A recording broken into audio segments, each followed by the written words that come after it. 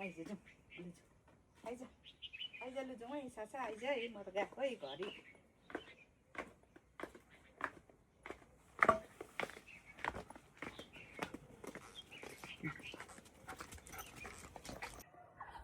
hello नमस्ते म चाहिँ स्कुलबाट आइसकेको छु र अब चाहिँ लुगा फेरेर इभिनिङ वकमा जान्छौँ हामी है र म तपाईहरुलाई नि त्यो देखाउने छु है ल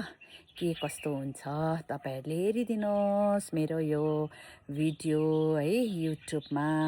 रुटेड विथ आरती नाममा छ तपाईहरुले गएर प्लिज लाइक कमेन्ट र सब्स्क्राइब पनि गरिदिनुहोस् है र अब चाहिँ म तपाईहरुलाई अहिले हामी वकमा गएको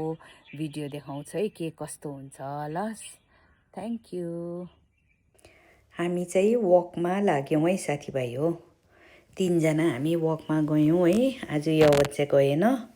र यसरी जाँदै गर्दाखेरि हेर्नुस् न मजा आउँछ हाम्रो गाउँ बस्तीको बाटो है अरूभन्दा नि यो बाँसघारीहरुले नि राम्रो देख्छौ र यहाँनिर अलिकति यो उकालो बाटो थियो त्यहाँ पनि जानु न जाउँ न भन्यो र हामी गएर चाहिँ उमाथि फोटो खिच्यौं अब यहाँनिर चाहिँ है र उताबाट चाहिँ हेमुबाट नि आउनु हुँदै थियो उहाँ चाहिँ एकदम रेगुलर वक गर्नुहुन्छ एकदमै राम्रो हो है र हामी चाहिँ यहाँनिर गएर अलिकति नक्कल पार्यौं है त्यहाँदेखि हेर्नुस् न हाम्रो गाउँ बस्तीको बाटो कति राम्रो छ पारी चाहिँ उज्यालो हुँदा चाहिँ साह्रो राम्रो देख्छौ दिदी बहिनी बसेर चाहिँ यहाँ गफ गरिरहेछ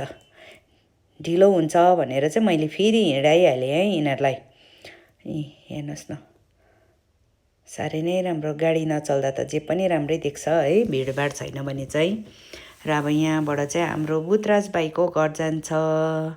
तपाईहरुलाई म एक दिन देखाउँछु बुतराज भाइ चाहिँ र हेर्नुस् त कति राम्रो छ र फर्केर आउँदाखेरि चाहिँ हामी है यहाँ माथि चिसो पानीको छेउमा चाहिँ भाइकोमा फूल फुलेको देखेर रोक्नै सकेनौं हौ हामी चाहिँ माथि गएर यी फूल खिच्यौं है यी छोरीहरुले झन् फूलसँग फोटोहरु खिचेको छ र भाइ चाहिँ साह्रै मेहनती सानसानो गराइ भयो भने पनि त्यहाँनिर अनेक चीज रोपेको रहेछ उहाँले चाहिँ र हेर्नुस् न दिदी बहिनी फोटो खिच्नमा व्यस्त छ र तपाईहरुलाई के कस्तो लाग्दैछ हेर्नुस् त भाइको बारी यस्तो समयमा पनि कस्तो राम्रो बन्दकोपी फलेको छ हौ हेर्नुस् न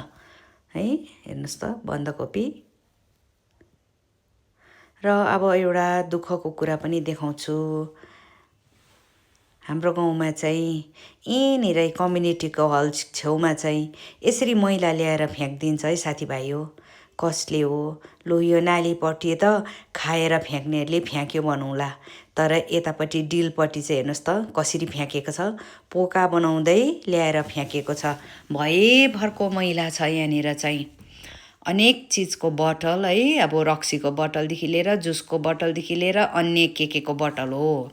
साथीभाइ हो खै कहिले बुद्धि आउने हो हाम्रो मान्छेहरुको आफ्नो घर सफा राखेर अर्काकोमा फ्याँक्नु त भएन किनभने त यो जमिनको पनि मालिक छ हैन हेर्नुस् न तपाईहरुले नै चाल पाइहाल्नुहुन्छ कति चाहिँ मैला फ्याँक्छ यहाँ त यी पोका ठुलठुलो बोरा बनाएर पोका ल्याएर चाहिँ फ्याँक्दो रहेछ हैन खै कहिलेसम्म सचेत हुने हो यिनीहरु र साथीभाइ हो कसैको पनि गाउँ घरमा मैला नफ्याँकिदिनुहोस् है तपाईहरुले अब यो चाहिँ राम्रो विचार गरेर हिँड्नुहोस् वकमा आउनुहोस् खै कसले फ्याँक्छ देखे त कारबाही गर्नुहुन्थ्यो हेर्नुस् न थ्यांक यू फर वाचिङ